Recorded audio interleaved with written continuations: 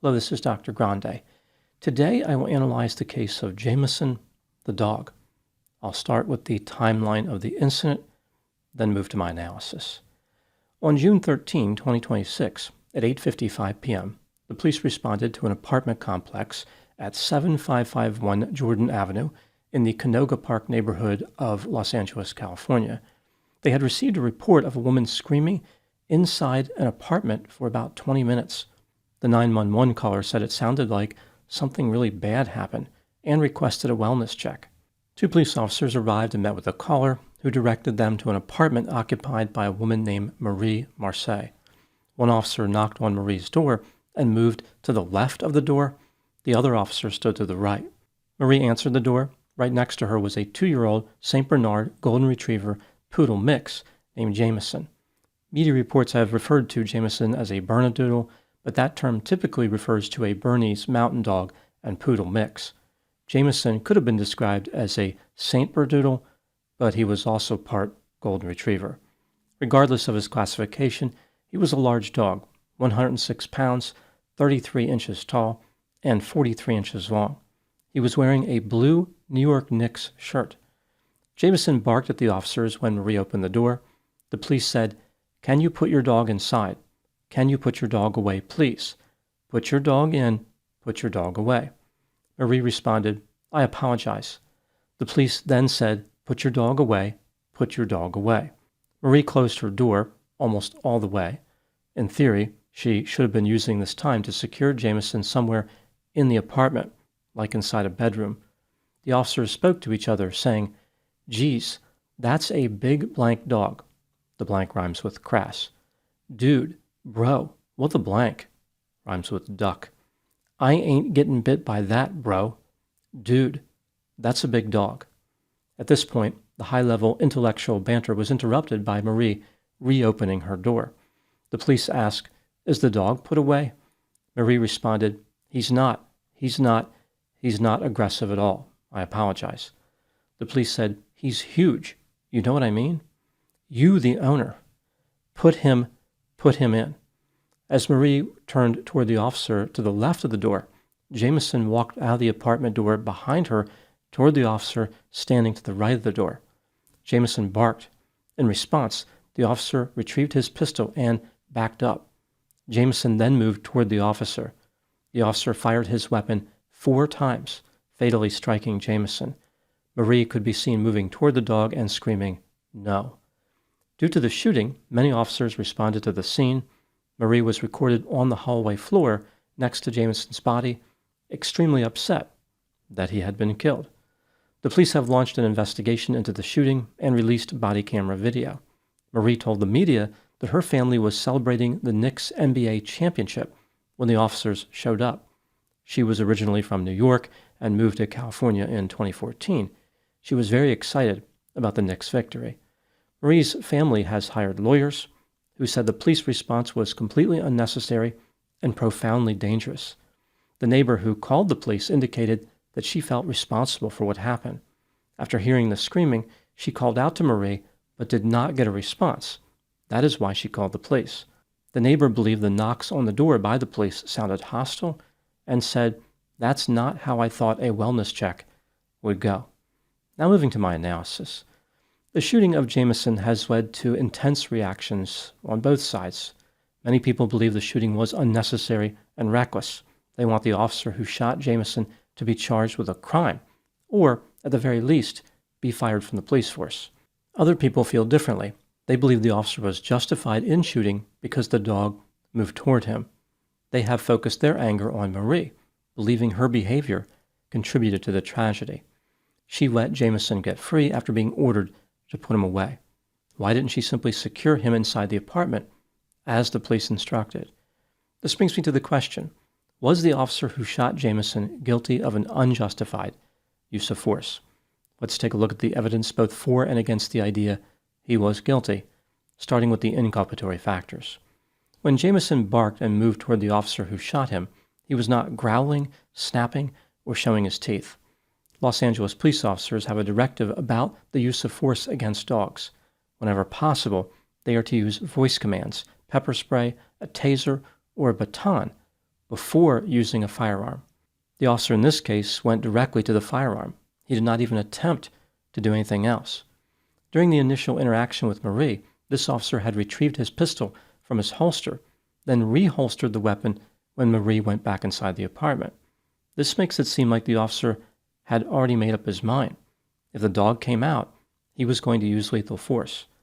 When the officer fired his weapon, the other officer and Marie were standing behind Jameson. The officer could have struck them with gunfire either directly or with a ricochet. When a bullet hits a hard surface like concrete, the angle it strikes the surface often does not equal the angle of the ricochet.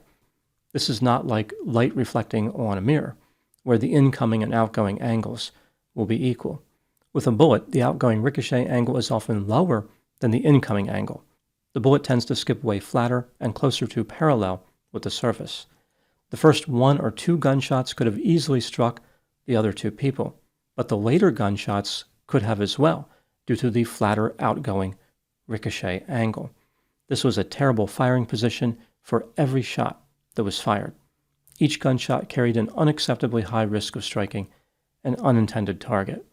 This officer did not appear to understand the physics of projectiles, or he simply did not care where his bullets traveled.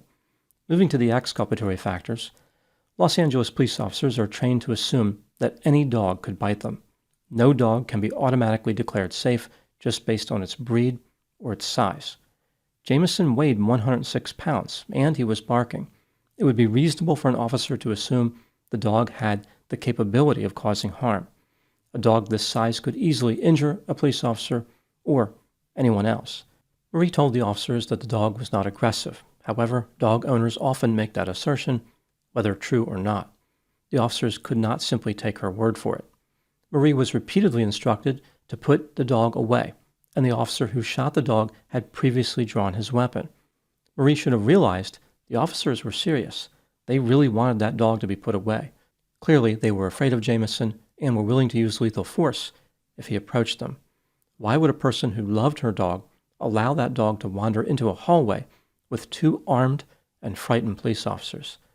When considering all the evidence in this case, do I believe that the officer was guilty of an unjustified use of force? In my opinion, yes. This officer was not justified in shooting according to the directives of the Los Angeles Police Department. Even so, I do not believe his behavior rose to a criminal level. The officer had to make a decision very quickly and was put in a difficult position by someone who had been repeatedly warned to put the dog away. The LAPD released the body camera video along with a summary of the events. I would be very surprised if the department found the officer at fault based on the commentary that accompanied the video. It seems pretty clear they have already determined that Jameson was dangerous and the officer acted in self-defense. What do I think happened in this case? This is just a theory, my opinion. This tragedy resulted from mistakes being made on both sides. The only party who was completely innocent was Jameson. Marie was excited about the Knicks' victory, but that did not justify causing a disturbance that attracted the attention of a neighbor. Again, the neighbor said that she heard a woman screaming for 20 minutes. Furthermore, according to the neighbor, no one responded when she called out to Marie. Why didn't Marie respond that everything was fine? She could have put the neighbor's mind at ease. The neighbor may feel guilty given the tragic outcome, but calling the police was reasonable under these circumstances. The neighbor did the right thing. When the police arrived at the apartment door, Marie would have been wise to put her dog away before answering. She definitely should have put Jameson away after the police repeatedly instructed her to do so. Marie could see that the officers were afraid. Instead of putting the dog away when she was supposed to, Marie reopened the door and explained how the dog was not aggressive. As far as the mistakes made by the officer who shot Jameson, it appears as though he had made up his mind in advance to use lethal force. This was his intention the entire time, if the dog came through the door. He was not interested in using pepper spray or any other deterrent. The firearm was the only choice for him. His entire tactical philosophy can be captured by the statement, "I ain't getting bit by that, bro." After Jameson exited the apartment, the officer retreated for a few steps, which was appropriate. Then he fired 4 times in the general direction of 2 people. The officer may argue that it is impossible to know if a dog represents a danger. This is a fair point. However, That doesn't give the police the right to shoot every dog they encounter. Judgment is still necessary. The officer needed to make a good decision based on the evidence. In this case, he greatly overreacted. The officer was unwilling to tolerate even a small amount of risk. He immediately jumped to the most extreme option available to him, lethal force. This is an unrealistic stance considering how others manage this risk every day. For example, postal workers contend with the risk of being bit by dogs on a regular basis, and they do this without the protection afforded by carrying a gun. The vast majority of the time, they manage this risk and don't get hurt. The dogs do not get hurt either. The officer who shot Jameson should not continue to be employed with the police department. He does not have the temperament for this job. It's not all bad news for this officer. He could always find a security job where saying dude and bro every 4 seconds is considered evidence of command presence. Those are my thoughts in the case of Jameson the dog. Thank you so much for watching. I'll talk to you soon.